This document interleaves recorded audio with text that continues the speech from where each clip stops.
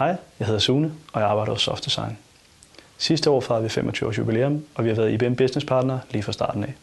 På IBM Software i dag udstiller vi med Synchronizer, som er en IT-løsning til virksomheder med mobile medarbejdere. Synchronizer giver overblik over de opgaver, som ligger uden for kontorets fysiske rammer.